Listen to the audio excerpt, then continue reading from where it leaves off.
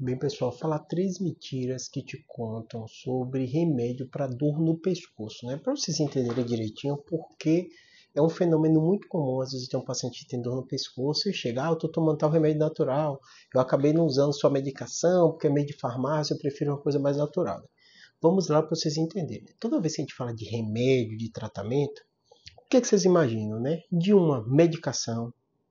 Pode ser da farmácia, pode ser natural, pode ser o chá que você vai tomar e aquele evento, aquele sintoma, ele suma.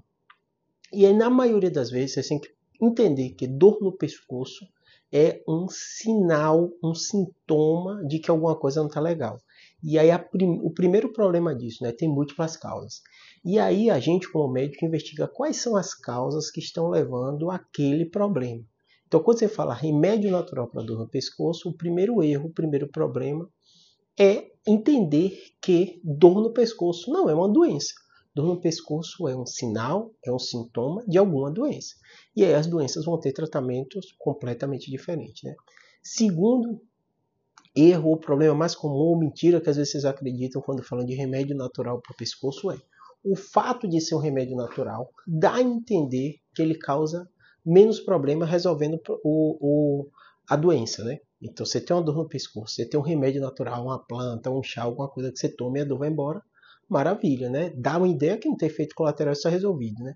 E a segunda mentira mais contada é que o que embasa você acreditar que aquela medicação funciona? O que embasa aquele profissional que está te dizendo que aquele remédio funciona, né? Tem que ser estudo científico. Só para você ter ideia, quando a gente olha na história da humanidade, durante grande parte do período que a gente vive aqui na Terra, né, a gente não utilizava o método científico. Então era baseado na experiência de alguém, alguém te contava, um contava para o outro que usou tal chá e a dor no pescoço foi embora. E a gente viveu durante muito tempo desse jeito, né? Aí surgiu uma autoridade, um médico, um curandeirista, o que quer que seja, alguém dizia não, use tal coisa que vai melhorar. As pessoas acreditavam, usavam e melhoravam. O tempo foi passando, a ciência médica foi evoluindo, a gente, quanto sociedade, evoluiu para entender que é necessário você ter um método científico para comprovar alguma coisa que você está dizendo que funciona, ainda mais quando se fala de saúde.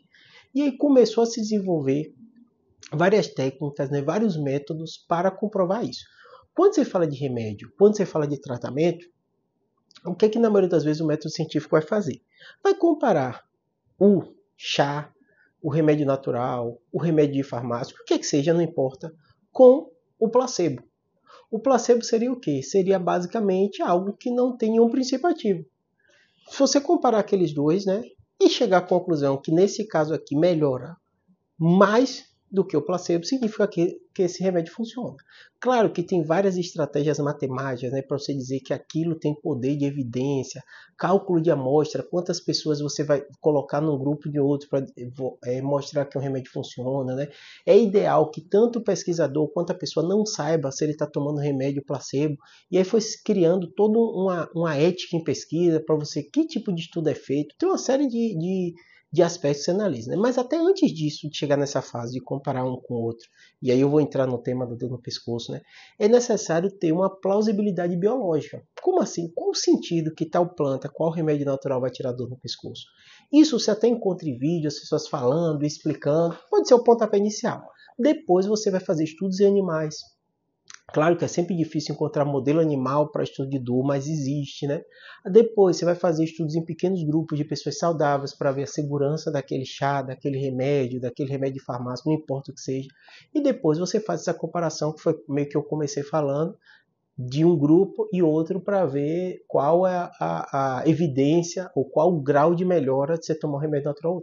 E aí as mentiras vão muito nesse caminho. A pessoa diz, tem evidência científica que está melhora. Qual evidência? Qual estudo? Quantos estudos replicaram aquilo? Porque não basta ter um estudo. Pense o seguinte, todo estudo ele tem uma validade interna do estudo, que o pesquisador fez direito, ele contou direitinho, não mentiu dados, coletou dados direito, era realmente duplo cego, né? Porque querendo ou não, a pesquisa envolve também confiança, né? Não tem jeito, né? Você tem que confiar, e aí tem vários critérios de confiabilidade, né? Quem é o pesquisador, qual revista ele publicou, a revista também pesquisa esse aspecto, né? Tem vários aspectos analisados quanto a isso, né? O método, né? A experiência, uma série de aspectos, né? Além disso, né? Depois que isso foi comprovado, né? Isso é publicado e outros pesquisadores no mundo começam a replicar aqueles estudos e mostram. Então, quando você vê um remédio de farmácia que você compra para pressão, não é uma pessoa que fez um estudo e publicou, não. Foi um estudo controlado, publicado em grandes revistas, pesquisadores avaliaram, outros pesquisadores independentes começam a fazer aquilo, testam aquilo, vê se tem consequências. Isso aconteceu com a vacina de Covid, isso acontece com remédio de pressão, isso acontece com todas as técnicas, a princípio, remédio, medicação. No caso do remédio natural, a grande maioria, para dor no pescoço, que eu pesquisei, que eu encontrei aqui na internet, carece desse tipo de evidência. Você pega no PubMed, que vamos colocar assim, como se fosse o Google médico, você não encontra esses estudos, pelo menos em quantidade significativa, com número, com amostragem de paciente significativa, com evidência científica de que aquele chá melhora e tira dor do pescoço. Esse, para mim, é o grande problema quando você fala de chá. Além disso, você tem a dificuldade de remédio natural. Quantos miligramas foi usado? Quantos ml? Então, assim, o método científico implica que você consegue replicar aquele estudo. Então, tem que estar tudo anotadinho, quanto foi dado, que horas foi dado, qual o grupo. Os dois grupos são semelhantes. Então, assim, na maioria das vezes, remédio para dor no pescoço, que melhora a dor no pescoço, que promete, que eu vejo aqui na internet, não chega a esse nível de evidência. O que você vê, que é o terceiro erro mais comum, são anedotas. Lembra que eu falei lá no início que a medicina, as ciências médicas começou muito baseado na experiência. Você vê um caso, vê que aquilo funcionou. Nessa parte de medicina natural, para retirador do pescoço, a grande maioria é isso.